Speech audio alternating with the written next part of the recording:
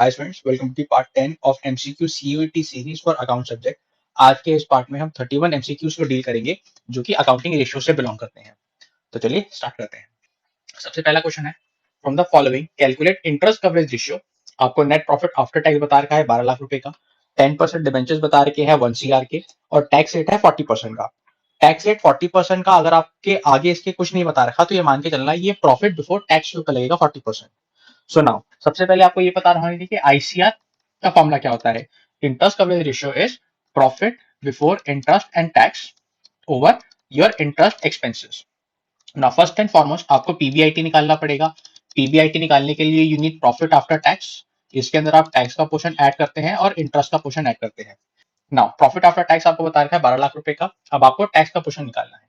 Now profit after tax आपको बता रखा है 12 लाख रुपए का। जो टैक्स है, टैक्स आपको कैलकुलेट करना है। Now you should remember that this 40% is on profit before tax. Profit before tax निकलेगा, उसके ऊपर 40% आएगा and that will be a tax portion. तो उसको निकालने के लिए हमें एक छोटी सी कैलकुलेशन करनी पड़ेगी। हमें प्रॉफिट आफ्टर टैक्स को यूज करके प्रॉफिट बिफोर टैक्स निकालना पड़ेगा। सो प्रॉफिट बिफोर टैक्स को निकालने के लिए व्हाट वी विल डू, हमें प्रॉफिट आफ्टर टैक्स बता रखा है 12 लाख रुपए का, जो कि 40% कटने के बाद आया है। तो जो भी आपका प्रॉफिट बिफोर टैक्स था वो 100% होगा, उसमें से आपने 40% माइनस कर दिया, देन आपको 60% वैल्यू मिली है। तो ये जो 12 लाख है, ये 12 लाख हमें 60% वैल्यू को बताता है। तो अगर मैं रिवर्स कैलकुलेट करूं तो अगर मुझे 100% वैल्यू मिली तो वो आती है 20 लाख रुपीज की। नाउ वी हैव 20 लाख का प्रॉफिट बिफोर टैक्स। इसके ऊपर अगर मैं टैक्स का रेट अप्लाई कर दूं that is 40%, so 8 lakh rupees would be the amount of taxation. So tax add हो जाएगा 8 लाख रुपीज का। प्लस इंटरेस्ट, इंटरेस्ट के लिए हमें क्या बता रखा है कि 1 करोड़ के डिबेंचर्स है और 10% का उनका कूपन रेट है। तो 1 करोड़ का 10% is 10 lakh rupees. So I have 12 lakh rupees के प्रॉफिट आफ्टर टैक्स, 8 लाख रुपए का टैक्स है और 10 लाख रुपए का इंटरेस्ट है। इन तीनों को अगर मैं ऐड कर दूंगा जो कि आता है 30 lakh rupees, that will become my profit before interest and tax.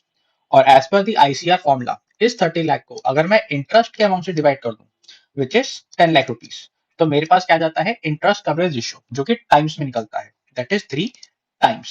So the correct answer is option number B. Question number 2 पे आते हैं। Calculate current ratio from the following information.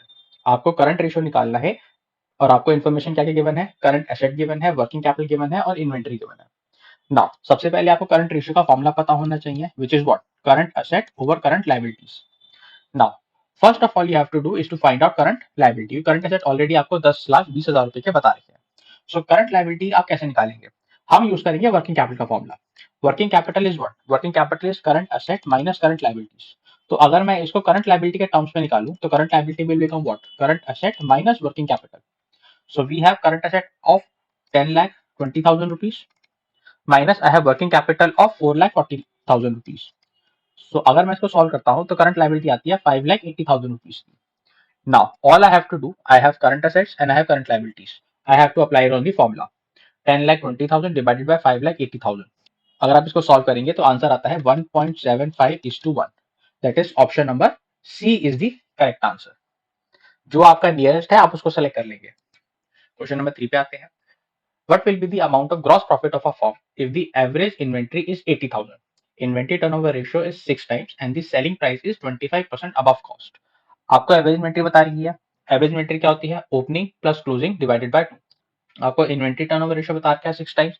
Inventory turnover ratio क्या होता है, it is COGS, that is cost of goods sold या cost of revenue from operation over average inventory.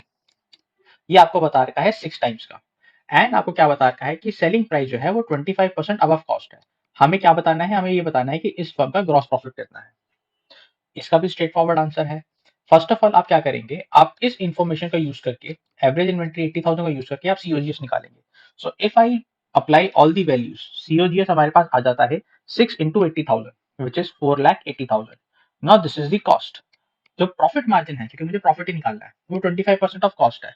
तो अगर मैं इस 4,80,000 का 25% निकाल दूं, 1/4 निकाल लो या 25% निकाल लो, तो 4,80,000 का 25% will comes out to be how much, 1,20,000, and that would be your gross profit.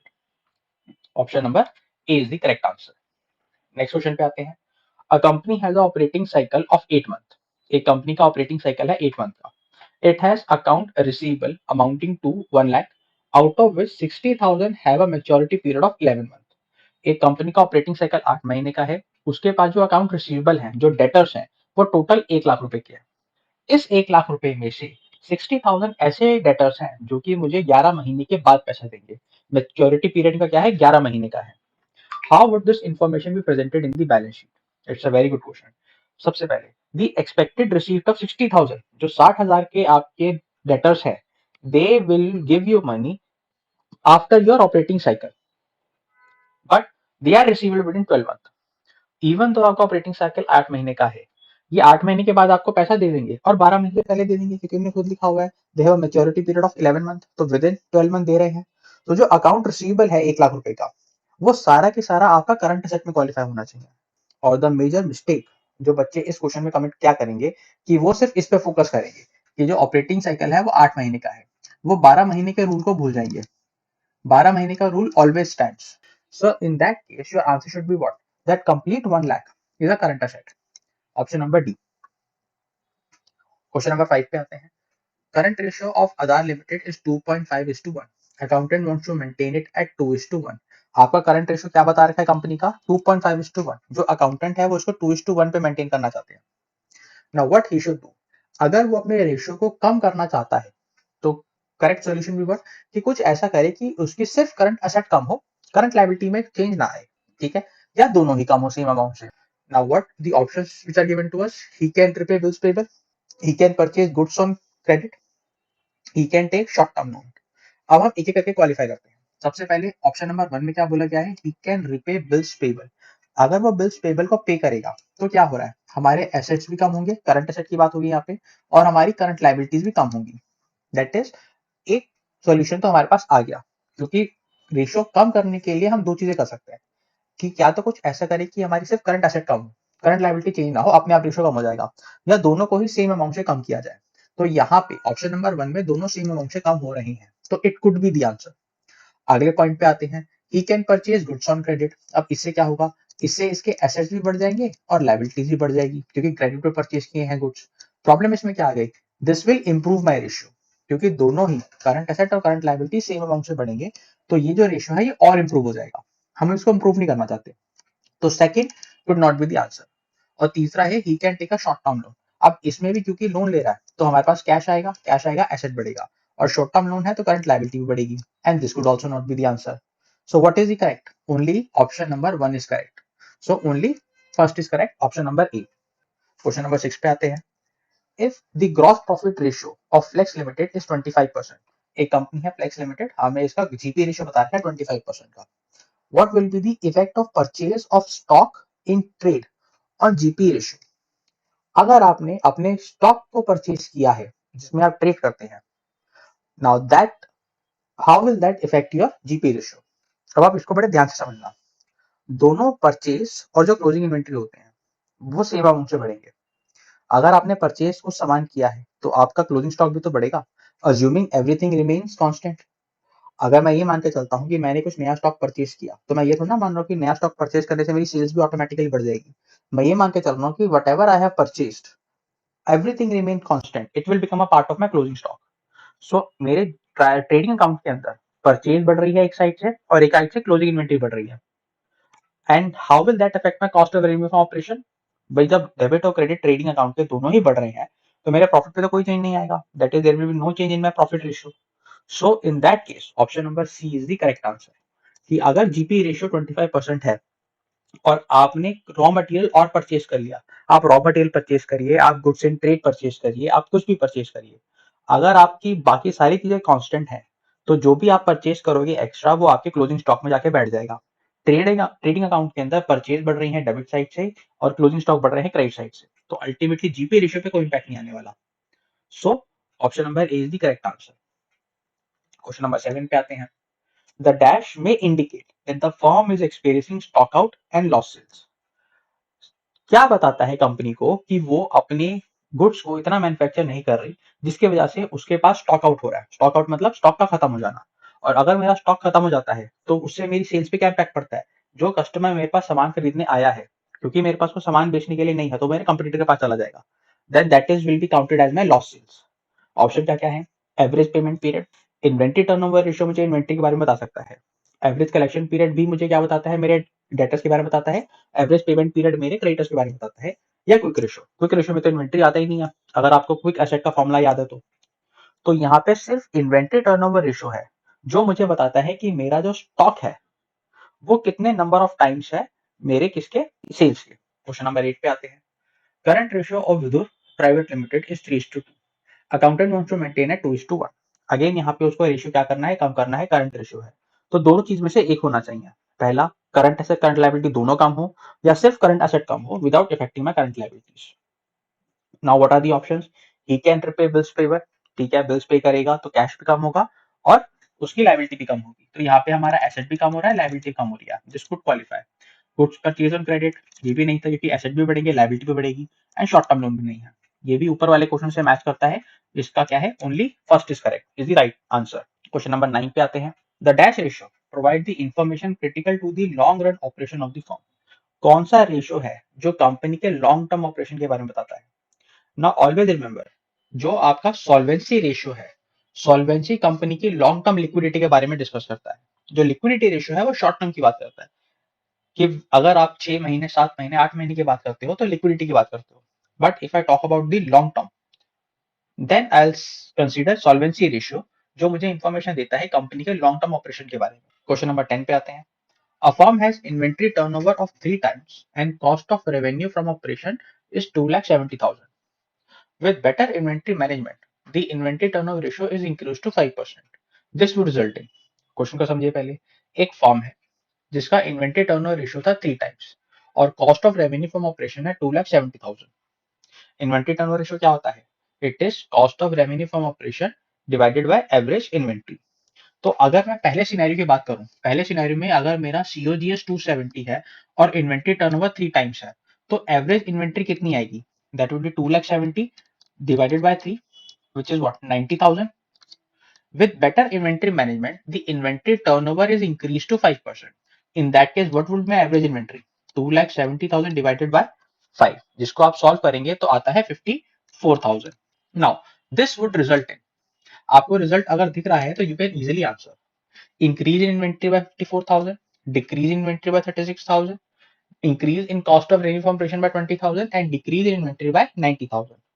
Now, if you see very clearly, पहले हमारे पास एवरेज इन्वेंट्री 90,000 की आ रही थी, because of my better inventory management अब वो एवरेज इन्वेंट्री मेरी 54,000 की हो गई। इन that case I can see that average inventory जो है वो 36,000 से डिक्रीज कर रही है क्योंकि मैंने बेटर इन्वेंट्री मैनेजमेंट किया है।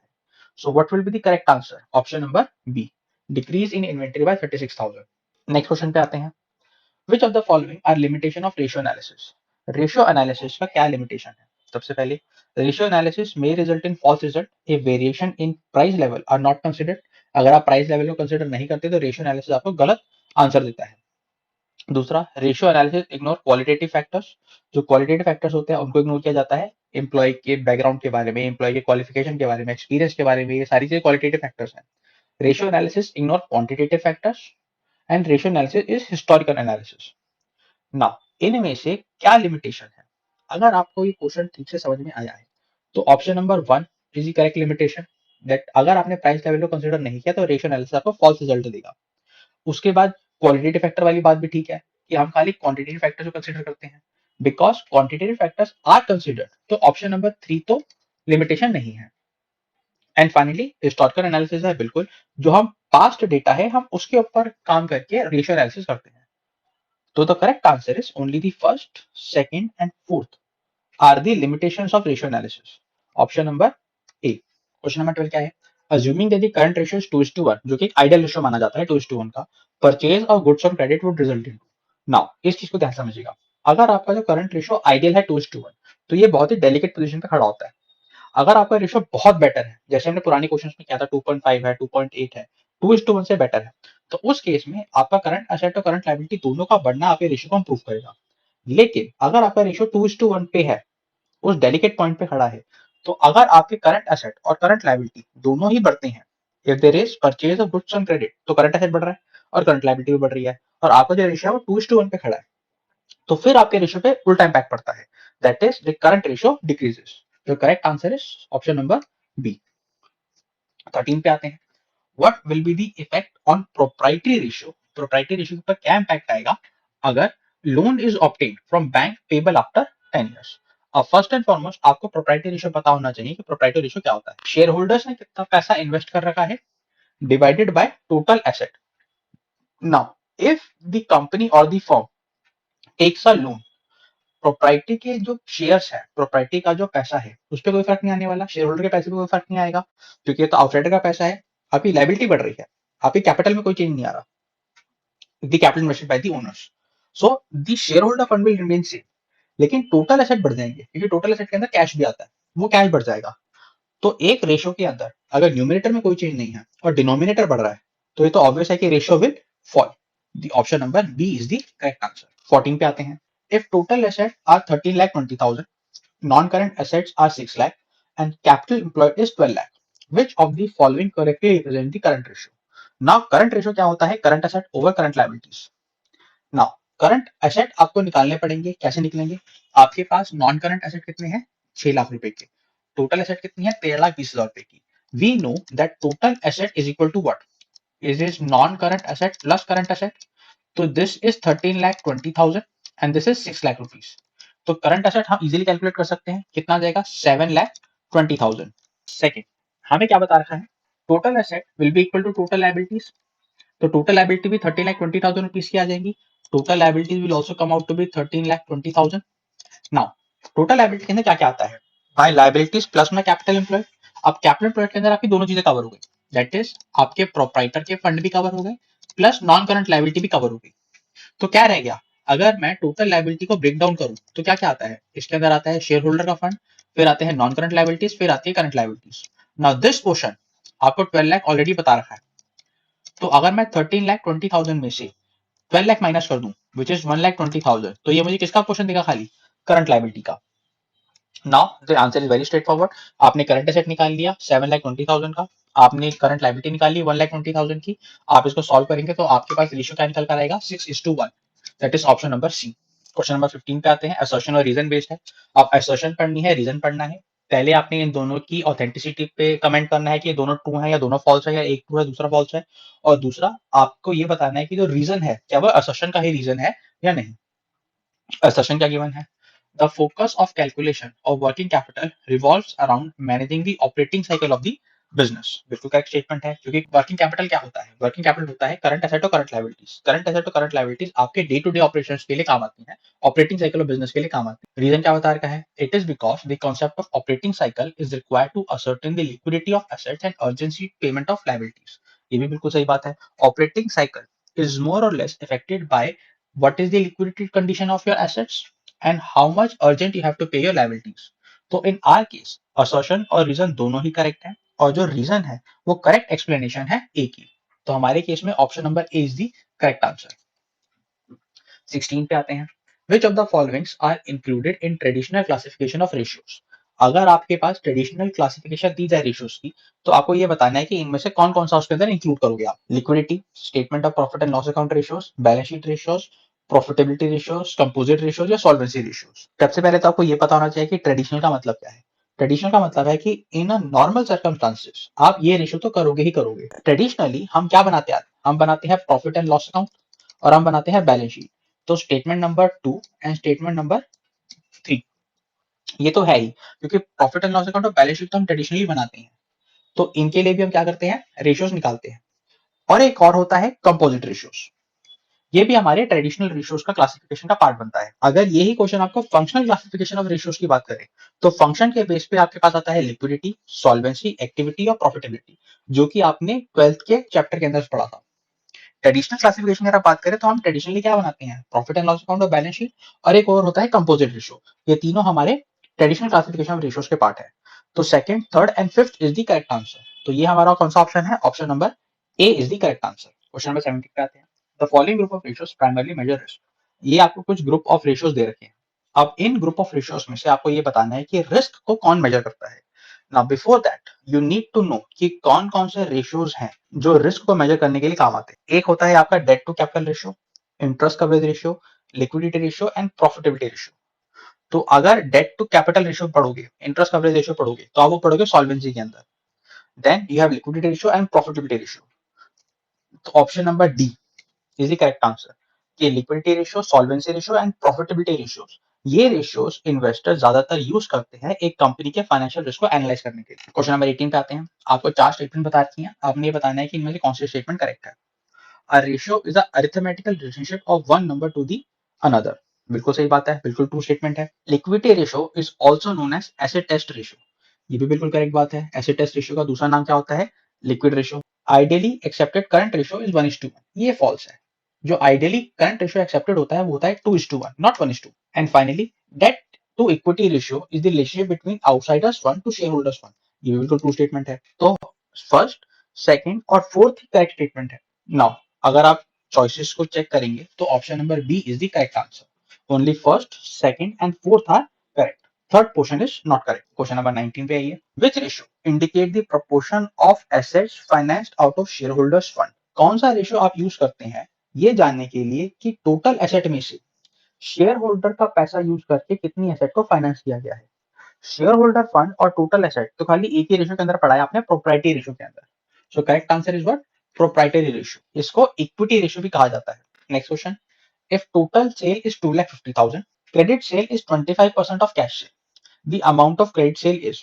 It's purely mathematical question. अगर मैं कैश सेल को x मान लूं तो क्रेडिट सेल क्या हो जाएगी? 25% of x, that is x into 25%। Now x into 25% plus x is what? 2,50,000।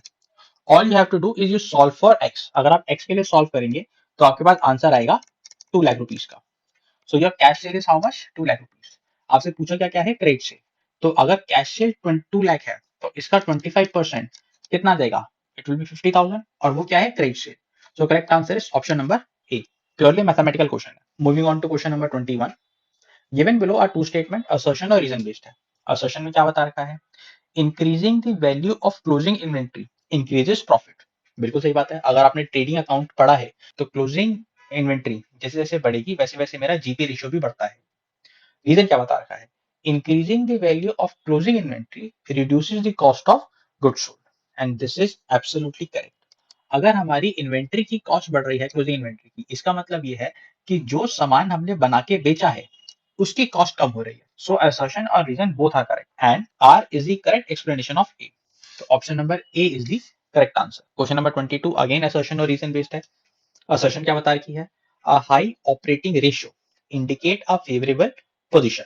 अगर आपका ऑपरेटिंग रेशियो हाई है तो ये एक करेक्ट पोजीशन बताता है, विच इज एब्सोल्युटली रॉन्ग। क्योंकि ऑपरेटिंग रेशियो के ऊपर आपकी कॉस्ट आती है जिसको ऑपरेटिंग कॉस्ट कहा जाता है, COGS plus your operating expenses. अगर कॉस्ट आपकी हाई है तभी आपका ऑपरेटिंग रेशियो हाई है एंड कॉस्ट का हाई होना is never a favourable position. और दूसरी उन्होंने रीजन क्या बता रखा है? A high operating ratio leaves a high margin to meet non-operating expenses. Again, this is absolutely wrong statement. So both A and R are incorrect. So option number D is the correct answer. Question number 23 पे आते हैं. A company has an operating cycle of 8 months. It has account receivable of 1 lakh, out of which 60 is the maturity period of 11 months. How would this information be classified? ये question already repeated है. We have already done this. कि even though आपका operating cycle 8 महीने का है, 12 महीने के criteria को आपने अभी भी नहीं भूलना। तो अगर आपके अकाउंट रिसीवेबल विद इन 12 महीने रिकवर हो जाएंगे तो वो सारे के सारे करंट एसेट के अंदर आने चाहिए। Next question, working capital turnover ratio is a part of. Working capital turnover ratio कौन सी रेशियो का पार्ट है? Again it's a theory based question. अगर आपने जब एक्टिविटी रेशियोज पढ़े थे तब आपने वर्किंग कैपिटल टर्नओवर रेशियो पढ़ा था। ये रेशियो क्या है? It quantifies the proportion of net sales to operating capital. So it is an activity that measures the efficiency of operation. Question number 28 पे आते हैं. The dash is a measure of liquidity which excludes dash generally the least liquid asset. Now, जब आप least liquid asset की बात करते हैं तो आपके दिमाग में quick ratio आना चाहिए. The quick ratio is a measure of liquidity which includes inventory. जब हम quick assets निकालते हैं तो हम current asset में से कुछ item minus करते हैं, one of which is inventory. Now, the liquid ratio is a measure of liquidity which excludes inventory. So option number D is the correct answer. Question number 26. Which of the following statements are correct? आपको 3 statement बता रखी हैं, आपको ये बताना है कि इसमें कौन सी स्टेटमेंट करेक्ट है। Inventory turnover ratio is what? Cost of revenue from operation divided by inventory. गलत है, इन्वेंट्री नहीं होता, एवरेज इन्वेंट्री होता है। तो पहली स्टेटमेंट तो फॉल्स है। अगली स्टेटमेंट क्या बता रही है? Working capital turnover ratio is revenue from operation and divided by working capital, जो कि बिल्कुल सही है, अभी हमने ऊपर पढ़ा है। Proprietary ratio is share holder fund divided by total asset, ये भी बिल्कुल सही है, ट्रू है। सो क्वेश्चन नंबर 26 के अंदर खाली सेकंड और थर्ड स्टेटमेंट ही ट्रू है। So option number B is the correct answer, both second and third is the true statement. Question number 27, two basic measures of liquidity are, जब भी हम liquidity calculate करते हैं, what are the two basic measures? Option क्या है? Inventory turnover and inventory turnover ratio, liquidity की बात हो रही है। Current ratio and quick ratio, debt ratio, proprietary ratio, gross profit ratio, operating profit ratio. जब हमने लिक्विडिटी रेशियोज पढ़े थे तो हमने खाली दो ही रेशियो पढ़े थे, करंट रेशियो कैसे निकालते हैं और क्विक रेशियो कैसे निकालते हैं। So they are the basic measure of liquidity, current ratio and quick ratio. Question number 28, which of the following are advantage of ratio analysis? आपको तीन स्टेटमेंट बता रखी है, आपको ये बताना है कि इनमें से रेशियो एनालिसिस की एडवांटेज कौन कौन सी है। सबसे पहला है useful for forecasting, useful for inter-firm and इंट्राफर्म, useful for locating weak areas. Now, all of them are the advantage of ratio analysis. Ratio analysis इन सभी कामों में हेल्पफुल होता है। तो all of the above, option number D. Question number 29 से 31 case study base है, और case study के अंदर एक हाइपोथेटिकल कंपनी है अहाना लिमिटेड, हमें उसका कुछ डिटेल्स बता देता है। आउटस्टैंडिंग खर्चे कितने हैं, प्रीपेड एक्सपेंसेस कितने हैं, ट्रेड पेबल कितना है, inventory, trade receivable, cash in hand, revenue from operation and GP ratio बता रही है 3 साल का, 18, 19 and 20। Now the first question is cost of revenue from operation for 2020 would be। ना cost of revenue from operation कैसे निकलेगा? अगर आपने रेवेन्यू फ्रॉम ऑपरेशन में से, अगर आप आरएफओ में से जीपी रेशियो माइनस कर देते हैं, ग्रॉस प्रॉफिट माइनस कर देते हैं, तो आपके पास cost of revenue from operation आता है। Now in our case gross profit कितना है? 12%। तो और हमारे पास रेवेन्यू फ्रॉम ऑपरेशन कितना है? 24 lakh. Now GP ratio if nothing is given, it is always calculated on sales, that is revenue from operation.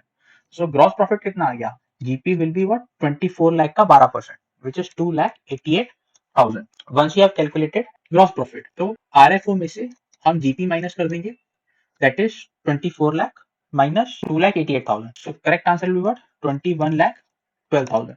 This is my cost of revenue from operations. Option number A is the correct answer. Question number 30, current ratio for the year 2020 will be। 2020 के लिए आपको current ratio calculate करना है, तो सबसे पहले आपको क्या आइडेंटिफाई करना पड़ेगा कि करंट एसेट क्या क्या है इसके अंदर। So prepaid expenses are your current asset, out inventories are your current asset, trade receivables are current asset, and cash in hand is current asset। तो 3 lakh plus 12 lakh plus 11 lakh plus 17 lakh, ये है हमारे पास करंट एसेट। करंट लाइबिलिटीज पे आ जाइए। First and foremost trade payable 18 lakh की current liabilities है। उसके बाद हमें आउटस्टैंडिंग एक्सपेंस दे रखे हैं 50,000 के, वो भी हमारी क्या है? करंट लाइबिलिटीज है। तो करंट लाइबिलिटीज कितनी आ गई हमारे पास? 50,000 के आउटस्टैंडिंग एक्सपेंस है और 18 लाख रुपीज के ट्रेड पेबल है, तो 18 लाख 50,000। नाउ एसेट्स को टोटल कर दीजिए, वो आता है 43 लाख। लाइबिलिटी को टोटल कर दीजिए, वो आता है 18,50,000। तो 43 लाख डिवाइड बाय 18 लाख 50,000, ये रेशियो निकल कर आता है 2.32:1। So you have to find out कि इसके क्लोजेस्ट कौन सा देखा है। Option number C. Question number 31, quick ratio for the year 2018। इसके अंदर आपको लिक्विड एसेट कैलकुलेट करने हैं। लिक्विड एसेट के अंदर आपको क्या लेना है? करंट एसेट के सारे कॉन्स्टिट्यूएंट लेने हैं, सिर्फ प्रीपेड एक्सपेंसेस नहीं लेने और इन्वेंट्री नहीं लेनी। तो बेसिकली ट्रेड रिसीवेबल जो 10 लाख रुपीज का है वो हमारा लिक्विड एसेट बनेगा, और जो कैश इन हैंड है वो that is 15 lakh. Liquid asset का टोटल कितना आ गया? 25 लाख। एंड करंट लाइबिलिटीज आपकी वही रहेंगी, outstanding expenses and your trade payable, which is 14 lakh plus 25,000, which is 14 lakh 25,000। अगर आप इसको सॉल्व करेंगे तो आपका आंसर आएगा 1.8:1। So the correct option is option number B, 1.8:1। इसके अंदर आपको बेसिक चीज क्या पता होनी चाहिए कि जब भी हम क्विक रेशियो निकालते हैं तो लिक्विड एसेट को कैलकुलेट करते हैं। लिक्विड एसेट को कैलकुलेट करने का फॉर्मूला है करंट एसेट निकाल लीजिए, उसमें से इन्वेंट्री और प्रीपेड एक्सपेंसेस माइनस कर दीजिए। बेसिकली करंट एसेट के सारे आइटम लेने हैं, सिर्फ इन्वेंट्री को छोड़ देना है और प्रीपेड एक्सपेंस को छोड़ देना है। तो this ends our part 10 of CUET MCQ account series. I hope आपको ये सीरीज अच्छी लगी होगी, इसके अंदर क्वेश्चंस आपको इंटरेस्टिंग लगे होंगे। If you like my channel, please like, share and subscribe. Thank you so much for watching.